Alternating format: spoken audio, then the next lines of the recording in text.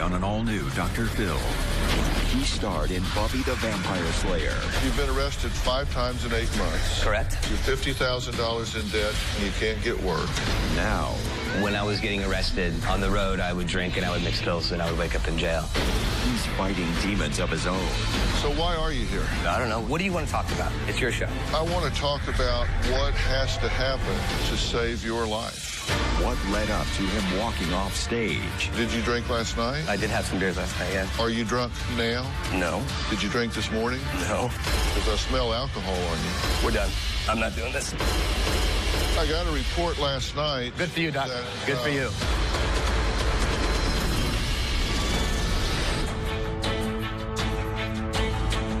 What you're about to see today is a show that we taped in studio exactly 3 weeks ago here in Los Angeles with Hollywood actor Nicholas Brendon.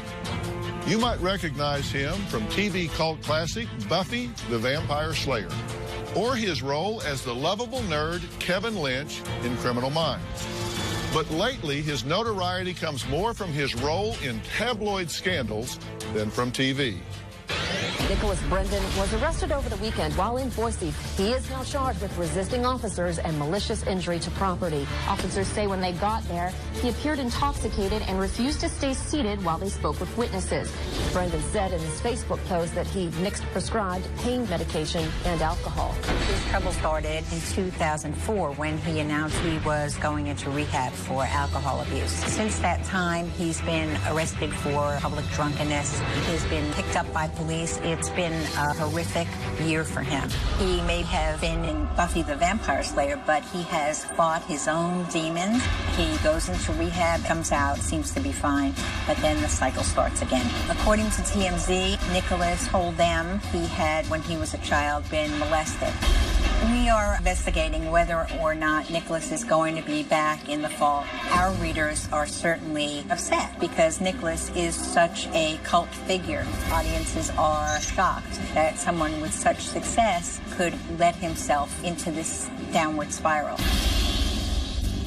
That downward spiral led him to my door. And when Nicholas was first confirmed to appear on the show, word hit the internet fast. Former Buffy star Nicholas Brendon to discuss multiple arrests and sobriety on Dr. Phil. But the road to the troubled star actually getting to the Paramount lot and sitting down with me on stage was a long one, filled with fights at hotels, drunken episodes, and even a police intervention. You may have heard by now that Nicholas walked off the stage. But before we get into that, I need to tell you his behavior during the days leading up to the actual show. Well, it was a show unto itself. According to staff, he was extremely erratic, appearing sober in the mornings, but by the afternoon, acting belligerent and unpredictable. Here's one of my producers, Angela Shin, explaining what happened only 4 days before he was scheduled to talk to me. So while in pre-production with Nicholas Brendon, there were 2 hotel incidents. The first night that something happened, we got a call from the girlfriend, Amelia, and she was really upset. She was crying. She said that her and Nicholas had broken up and that he was kind of in a rage, that he was throwing stuff around and that he was drunk and that he couldn't be controlled. Right away, we'd ask, are you safe? Are you okay? Immediately, we came to the hotel. As we approached the floor that their room was on, there was a piece of luggage that was thrown into the hall. Amelia was standing in the doorway and crying. When Nicholas saw us, all the rage just disappeared. He just kind of became very stoic and still and very quiet. Honestly, it was scary. At that point, Amelia was moved to another hotel room. So, with his girlfriend moved to another hotel room and Nicholas calmed down, we were able to get him to sit down for his on-camera interview the next day. At this point, Nicholas was ready to open up about how he had gone from actor to addict. I started acting when I was about 19 or 20 because I had a really bad stutter. Acted for about 2 or 3 years, did a few commercials, and then I booked Buffy. It was such a magical time and a magical show. I was about 26 when I first started drinking, socially. And then it's like anything, it just kind of alleviated that anxiety. It goes from, hey, I'm having fun, to then I literally needed to have a drink before I can have a conversation with people. I knew that by the end of Buffy that things were a little out of control for me. When Buffy ended, I was just really, I was mourning the loss of that, which I'm not really good at saying goodbye. I've been doing Criminal Minds for about 7 years, but on Criminal Minds, I'm reoccurring, so it's not constant. Why do I drink? Because I don't know how to handle my emotions. And then I booked a show called The Kitchen Confidential, and it just got canceled. That's just the nature of the beast. And then I had a hard time. For some reason, Hollywood didn't want to see me anymore after that show. And I took it personally, and that's one of the things that I've learned the hard way. There's not really much work for someone who gets arrested 5 times in an 8-month period. I just want to perform, and I want to make people laugh, and I want to inspire people. With his career going nowhere, his debts piling up, and his collection of mugshots increasing, Nicholas was in trouble and wrote to me claiming he needed help. But while I was at home prepping for the show, apparently he was out on another drunken bender that started at an Irish pub in Santa Monica. Now, according to the bartender, he skipped out on his $300 tab. Then, when my staff tried to pick him up, he hid out in a liquor store. Then it gets worse. He went back to the hotel on the other side of town and had a screaming fight with his girlfriend. The LAPD was called again, and he reportedly fled on foot before they arrived, but not before tearing off his shirt like the Incredible Hulk. We got a call from Amelia sobbing because Nicholas was going to get arrested. She was in the hotel room and he went into a rage. She said that he put her in a chokehold, threw her across the room, and threatened to kill her. The housekeeper is the one who actually notified security. Isabella, the night manager, called LAPD. Amelia said that Nicholas had gone downstairs. He was barefoot with only a t-shirt and shorts on. He tore open his t-shirt like the Incredible Hulk. When LAPD finally arrived, Isabella, the night manager, asked LAPD to kick them out. By that point, Amelia and Nicholas had been hugging and kissing, and LAPD put them in a taxi. Everything was fine, or so we thought. So here's what the hotel security team told us. On Tuesday, August 25th, 2015, at approximately 10:04 p.m., Sheraton Universal Hotel Security responded to room 1017, making a noise complaint coming from the 10th floor of a man yelling and socking the walls. Now, guest Nicholas Brendan walked out of room 1010 and started yelling, quote, "Arrest me, police, handcuff me," close quotes. Security stated they were not the police, but hotel security. Mr. Brendan then went back into his room, locked the door, and started socking the walls and yelling, "I am going to kill you." Now, guest Amelia, his girlfriend, started yelling, "I am done with you." At 10:12 p.m., security called the police and said that it was an emergency. Security made sure that the guest, Amelia, was okay. She stated that he did not hit her and that she does not feel her life is at risk. Mr. Brendan was being aggressive towards security officers and hotel staff. Mr. Brendan was not calming down and met with his mother, Kathleen, to calm down. Police arrived at approximately 10:30. His girlfriend, Amelia, refused to press charges. Amelia will be charged for the damaged door that he had kicked. Nicholas Brendan and Amelia were evicted on Tuesday, August 25th, 2015 at 11:15 p.m. Okay, it's 11:15 the night before the show.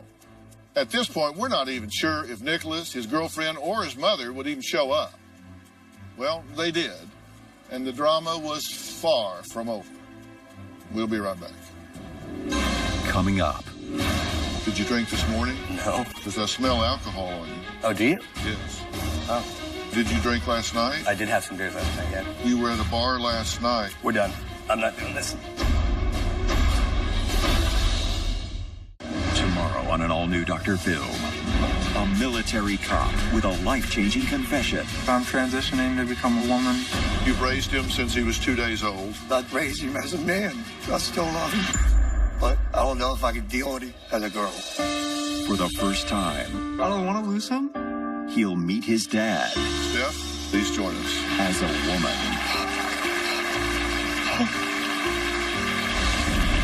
That's tomorrow.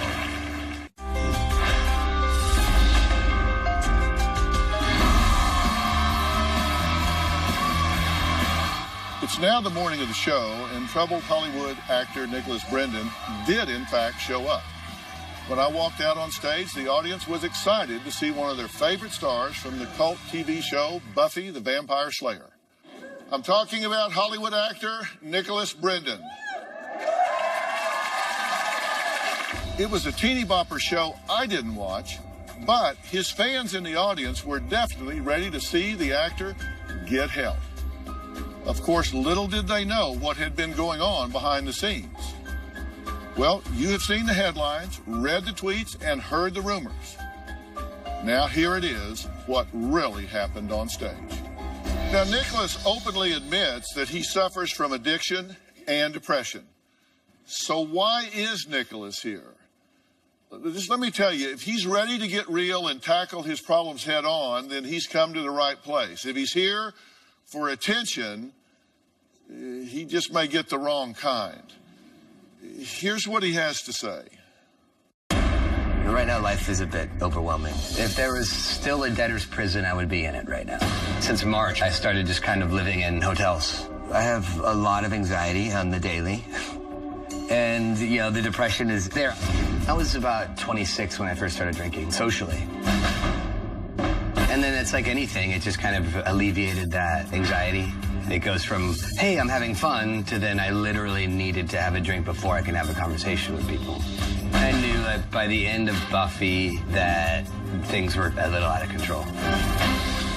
Dual diagnosis means that I'm crazy and I'm drunk. Dual diagnosis means that you're battling depression and are an addict. Depression is a real thing, and I was ashamed of it a little bit too. Sleeping pills would affect my head. When I was getting arrested on the road, I would drink and I would mix them with those pills and I would wake up in jail. That combination was just, for me, was just very deadly. When you do those two things, you just black out. And obviously a rage exists because I would trash hotel rooms. But it truly was insane. There was no rational thinking behind that at all. Pretty much all these arrests were related to sleeping pills and alcohol. Tequila and sleeping pills. I thought it'd be a good idea to have Bloody Marys. And then I'm like, oh, I'll take my sleeping pills in the afternoon. Sleeping pills. Sleeping pills and I think whiskey. I don't recall anything. So that's, you know, I know the one in Myrtle Beach was, I think it was like drunk in public, you know, or passed out in public. Drinking initially quells the anxiety, definitely. But then it just adds to the anger. It's really hard when you're living with it. It's like, is this normal? Is this the way that everyone feels? Okay, Nicholas, I'm glad to meet you. I wish we were talking in happier circumstances. I wish it was celebrating many of the successes you've had in your life, but it's not horrible, you know? I'm sorry? I'm tackling it. I'm not ashamed of it. Yeah? You know? You're not ashamed of what? Of why I'm here. Yeah. Of talking about it. Well, I'm not ashamed of it either, but I wish we were talking about happier things. Maybe next time. Yeah. So why are you here? Just want to kind of, it's a good question, Doc. Thank you. Kind of just, you're welcome. Just like bring to light just kind of what happens in regards to depression and then the symptoms, you know, because the drinking is a symptom of a deeper rooted issue. So, which I never really got before. I just thought that I was just an alcoholic and, you know, and now I'm realizing that there's some trauma there that I really need to take care of. And when you say you're here to bring it to light, what do you mean? I think that there are a lot of people out there that are suffering the same thing that I'm going through, whether it's depression, and then it might manifest itself into abuse of some sort. And I just don't, I think that people are ashamed of that. And I think that they're told that they're bad people, and they're not bad people. And also depression too, I think it's kind of come to the forefront now where I think people were just ashamed of it. They were just really ashamed. Just want to let people know that it's, you know, it's true and it's real and it's okay, you know? Okay, now that we've done that and we have 59 minutes left. It's actually 42. In the show. Copy that. What else did you want to talk about? I don't know. What do you want to talk about? It's your show. Your question for me, I'm currently $50,000 in debt. My girlfriend and I just lost our apartment. I've been to rehab twice. How do I get my life together, get my career back? I need help. Yeah. Is that true? Well, we actually were moving to New York, so we didn't lose our apartment. We gave it up. But yeah, I mean, Didn't you get evicted because you broke all the windows out in a rage? Nope. You didn't break? No, I broke the windows, and I have the scars to prove it. So I mean, we can do. I'll do this with you if you want to do that. What? We were not evicted, Phil. You want to do? You'll do what with me? Listen, I'm telling you that we weren't evicted. We actually left that apartment. Okay. You say I'll do this with you, that being what? Whatever you want to do. Again, it's your show, Doc. You know, I'm just kind of here to kind of just talk about the stuff that I've gone through. So, yeah. You know, I'm not here to kind of have people laugh at my life. People aren't going to laugh at my life, Doc. I'm not going to do this, you know? What do you want to talk about? It's your show. I want to talk about what has to happen to save your life. Well, I mean, I'm doing that. That's why I'm here. Yeah, I'm trying to get better, you know? I'm not hiding from anything. How's your life working for you? You know, it's good and it's bad. It's not horrible. Well, you've been arrested 5 times in 8 months. Correct. You're $50,000 in debt and you can't get work. Right. Are you drunk now? No. Did you drink this morning? No. Because I smell alcohol on you. Oh, do you? Yes. Wow. I do. I smell alcohol on you. I don't have any alcohol in me right now, so. You want to take a breathalyzer? I mean, what? Yeah, we can. Did you drink last night? I did have some beers last night, yeah. I did. I got a report last night that said that you were at a bar last night. We're done. I'm not doing this. And thank you, though. Thank you. Is this open? I got a report last night. Good for you, Doc. Good for you. Nicholas was at a bar in Santa Monica with his girlfriend, Amelia. Stop. Thank you, though. Stop. Come on. Which is why I smell alcohol on him this morning. You know, when Nicholas comes out and says, I'm here to shine a light on the interaction between depression and alcohol, that's great. If we were looking for a poster boy for awareness about mental illness and alcohol and its interaction, and that might be great, but I don't think Nicholas is in a position to be helping others because you can't give away what you don't have. You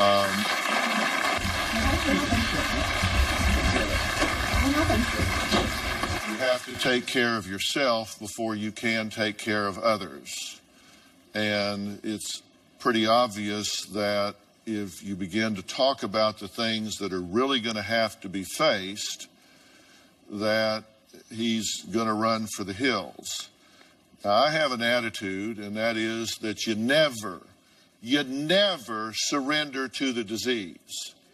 And, you know, I'm not offended by Nicholas' behavior, his bolting and running. You got to want to be helped in order to be helped. But,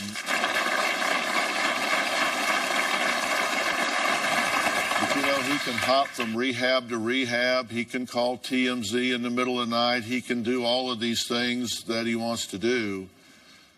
But if he's going to talk to me, he's going to get serious because I don't play games. We'll be right back.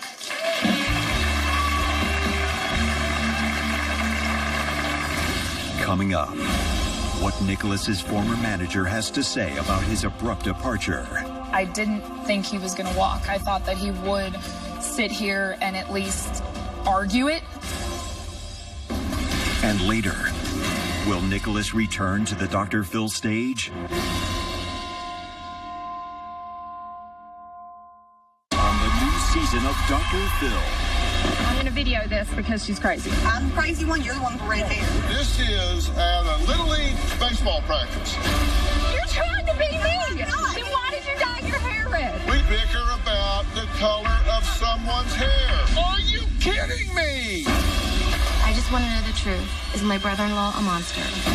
An uncle too affectionate with his 16-year-old niece. You're sending her a letter that says, I love you with all my heart. you put whipped cream on your neck, and Grace says you ask her to lick it off. I don't remember doing that. The creep meter is pegging over here.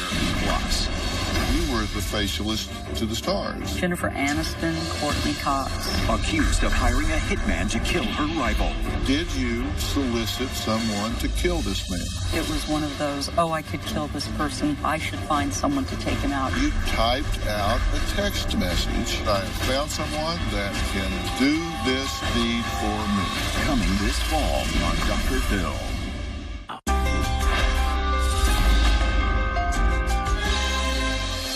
People aren't going to laugh at my life, Doc. I'm not going to do this. What do you want to talk about? It's your show. You've been arrested 5 times in 8 months. Correct? You're $50,000 in debt and you can't get work. Right? You were at a bar last night. We're done. I'm not doing this. And, Thank you, though. Thank you. At this point, Nicholas has walked off the stage, ripped off his mic, changed into his board shorts, and is pacing up and down the hallways while I'm on stage talking about what has to happen to save his life. Well, welcome back. We have an empty chair here on stage. I was just sitting down having the beginnings of a conversation with Nicholas Brendan, who admits that he's got problems with alcohol and depression. He's been arrested 5 times in the last 8 months. Nicholas blames a lot of his bizarre antics on his alcohol addiction and struggle with depression. I agree. He also claims that trouble began when he recruited a small-time PR agent manager, Andrea, to represent him because she used him to further her career, not his. Well, this is what she has to say. I booked celebrities into comic conventions to do autograph signings. That was when we ended up signing him as a client. We traveled together. We literally spoke 24/7. 2 weeks after we started working together, Nikki threw the I love you at me. When Nikki is drunk, he becomes belligerent and he has no control. He took a lot of personal jabs when he was intoxicated. Nikki called me a fat a bitch. Nikki also called Amelia, his girlfriend. We were the ones who got the verbal vomit. I want him to genuinely do something to fix himself, otherwise he is going to die. Okay, you two tell a very different story. Oh, I'm sure. He says that you were an obsessed fan and he hired you to do some PR work with him, and you say he became so dependent on you as a 24/7 situation that just virtually absorbed your life. Mm-hmm. He has these illusions that anybody who works with him is in love with him. And this is the exact same story that Nick threw at me when he said that he left his last manager. She stole money. She was in love with me. I noticed it was a pattern. You said, and I quote, depressed my ass. What is he worrying about? Everybody takes care of him. It goes well beyond that. He's an alcoholic. He has a dependence on drugs. He has something else wrong with him. What I wish Nikki would do is take responsibility for his actions. I mean, I've seen the drinking and the drug use firsthand. I've seen him upset, but I don't know what triggers him. I don't know what's wrong with him. While I'm talking to his former manager, Nicholas's mother, Kathy, tries to convince him, in vain, to return to stage. He says he doesn't want the fans to be crying, but he will do autographs, but he does not want to talk to Dr. Phil. Okay, understand, I'm still on stage working to come up with a plan to try to turn this man's life around. I've flown in specialists from across the country. I've got financial and legal people here to try to resolve those problems for. I got a team here. And we're out there working. He's up the back stairways of the audience, and I look up and He's back there waving to fans and all of that. And then shooting back down the stairs and out the back door. You say he just wants attention? I think he does. I think a lot of his actions are attention-oriented. Do you think he wants to work? I think he does want to work, and I think that he's talented. Why do you think he's distinguishing himself in the negative? Why would he do that? That I don't know. Getting arrested 5 times in 8 months and walking out on me, this is the only show out there that is totally mental health oriented. I agree. This is the place. I didn't think he was going to walk. I thought that he would sit here and at least argue it. Like, if, you know, not even if it wasn't the truth, you know, I thought that he would at least sit here and listen. Yeah. All right, well, next we'll meet Nicholas's mother, who admits she has called Nicholas Needy Nicky since he was 2 years old. We'll talk to her when we come back. Coming up. By the time I was about to talk to his mother, Nicholas was long gone. But my staffers, who take this as seriously as I do, followed him. I'll reveal what happened next.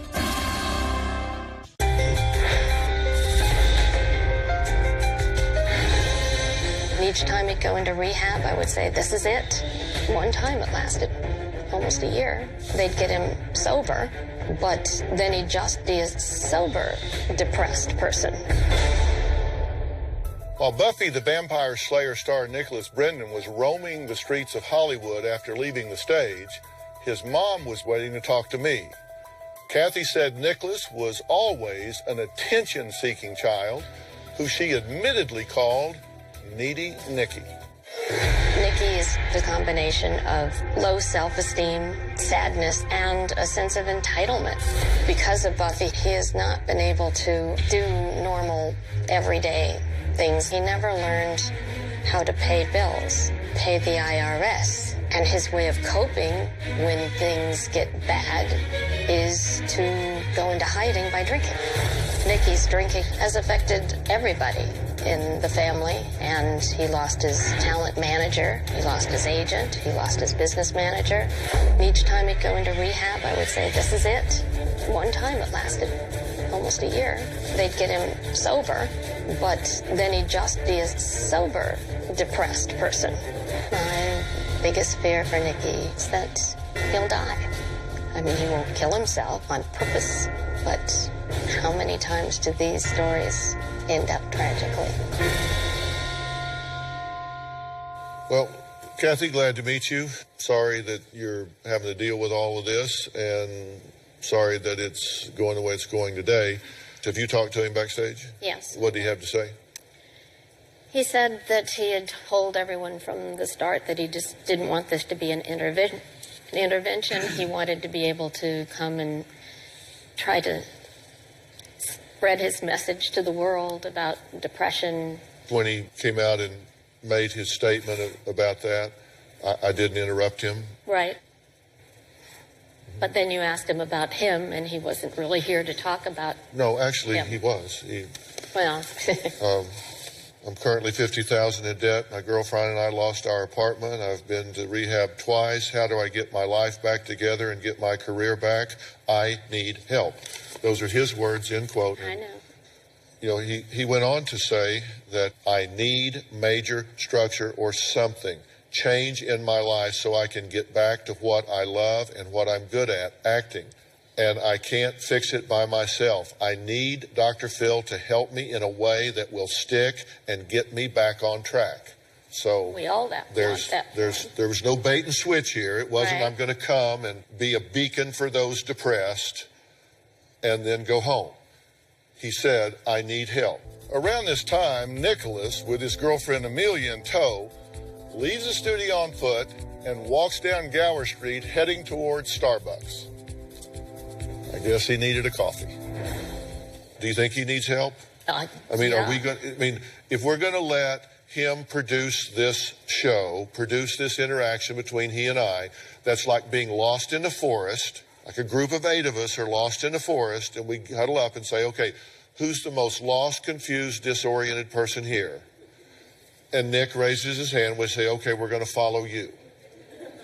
That's not how it works. When you're lost, you pick the person that has the best idea to get from where you are to where you need to be.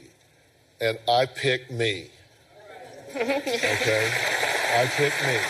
I have here in our audience Mr. Robert Park from Origins Rehabilitation Center. It's a dual diagnosis treatment center that is one of the most sophisticated treatment centers that I've ever dealt with. He's the executive vice president of Origins Behavioral Health Care. I flew them in from Florida to be able to give the resources that are necessary to help someone that is deep into their addiction.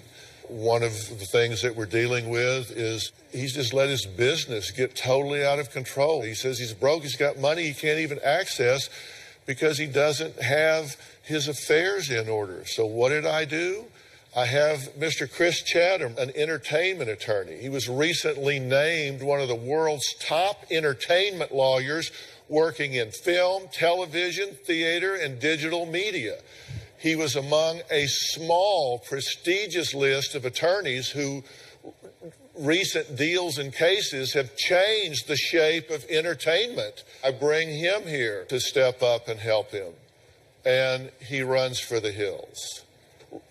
He was on again, off again about doing the show at all. Well, I was on again, off again about even having him here because it's really interesting. We have a lot of celebrities on the show, and it's really interesting. The bigger the celebrity, the smaller the demands. The smaller the celebrity, the bigger the demands. And he has been very high maintenance. Tell me. Try being his mom. His mom probably thought I was being a little hard on her son, but that's what he needed. I do understand from reading his history why she is easy on him. Coming up, Mom Kathy reveals a dark secret from her son's past. We did call the police, and I remember the police came in and talked to Nikki. It was just a devastating situation. Tomorrow on an all-new Dr. Phil, a military cop I'm transitioning to become a woman. faces his dad Start raising him as a man. as a woman Steph, please join us. for the first time. That's tomorrow.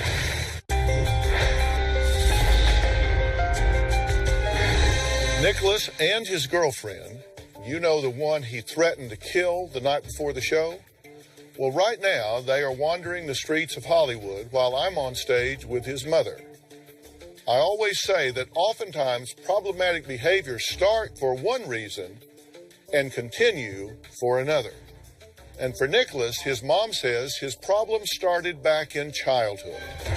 I was molested between the ages of 9 and 10 years old for 2 years. It was just horrific. We did call the police, and I remember the police came in and talked to Nikki. It was just a devastating situation. He went to prison. It was never really addressed by our family, or I never went to therapy. It was just, what do you do? I wanted to get Nikki help, but, didn't know what to do. This thing happened at school. The school supported him, really, and that was kind of tough. Nikki was in 5th grade, and ironically enough, I had picked out a school that would be very safe for him. I was molested as a child, so it was one of the things that I really wanted to protect my children from. There was just a lot of anger there, and probably a lot of authority issues that probably started sprouting at that point. I don't know if Nikki's gotten therapy for it as an adult. Of course he'd feel guilty. I put Nikki in the school. I wasn't watching closely enough. I guess I should have looked for signs. But what signs? He didn't seem to get depressed. Grades didn't change. I wasn't with Nikki as much as I should have been. I feel guilty, especially since that was one of the major things I wanted to protect him from.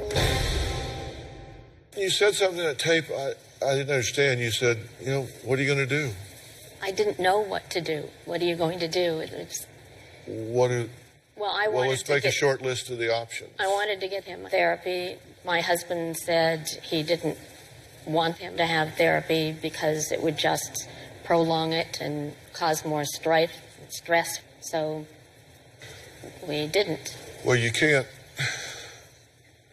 undo what was done or not done, but in the interest of all the people that are watching and all the parents that are watching, I have to say that was an incredibly bad decision. I know. Children that have been violated in that way, it changes who they are. It changes their self-worth, their self-esteem, their trust level. It changes how they view adults in their life. It makes them react in a variety of ways, but often we see survivors of molestation be at much higher risk for poor relationships, drug addiction, alcoholism. It leaves scars, and those wounds remained open and festering and contaminating virtually every aspect of who they are. There are a lot of people in his life that are allowing him, enabling him, empowering him to do the things he's doing. He went from sitting here in a chair. I didn't even ask him a hard question yet. You brought up last night, which he didn't want to discuss, so. Well, tough.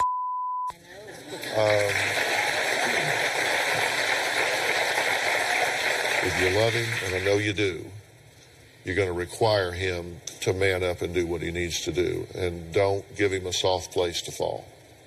Can you tell me how to do that? Yeah, when he calls you, don't pamper him. When he calls you, don't give him money. When he calls you, don't give him a place to stay. When he calls you, don't tell him it's going to be okay.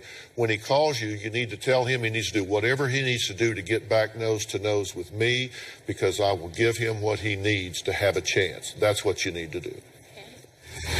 Coming up. What Nicholas told my staff while on the streets of Hollywood, you will not believe this one. Do you need Dr. Phil's help? Text Phil to 88500 and share your story for a chance to appear on the show. Standard message and data rates may apply.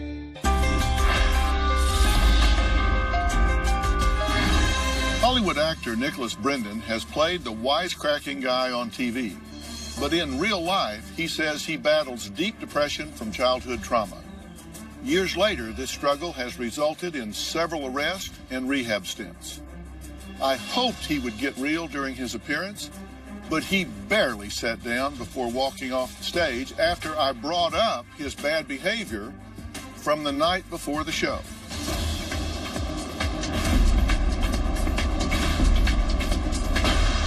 I just felt like it was going to be a situation that I was not comfortable with, you know. Dr. Phil, the way he talks to you, he talks at you. And his eyes are a little dead. He just doesn't care. It's not, I understand he's making a TV show, you know, and he does a lot of good work for probably a lot of people. It's just not for me. What was your goal when you came on before this happened? I just wanted to, like, let people know my side of the story. Obviously, it's like, because I don't hide from it. You know, I was just in treatment for 60 days. You can't, like, lock me away. Obviously, life happens, and I'm working on it to be a better person. I'm not perfect. But, like, going on, like, you know, it's like another, 60 or 90 days in treatment. It's like, I have to start dealing with my life. And this is actually a very positive experience for me, because I realized that it's up to me, and that's okay. You know, one of the things I've always said is you never surrender to the disease. And to give up on Nicholas at this point would be to do that. I don't buy one word of what he just said. He came on the show and said, I want to give a speech. I want to talk to people to help them. And then it came time to talk about him. And the first question, he was out of there like a shot. Don't tell me you got nothing to hide. You don't know me. You didn't stay there long enough to know me. I was able to get my resource director, Anthony Haskins, out of the studio and down the street where he caught up with Nicholas and his girlfriend. I just wanted to see if I could have a moment with you.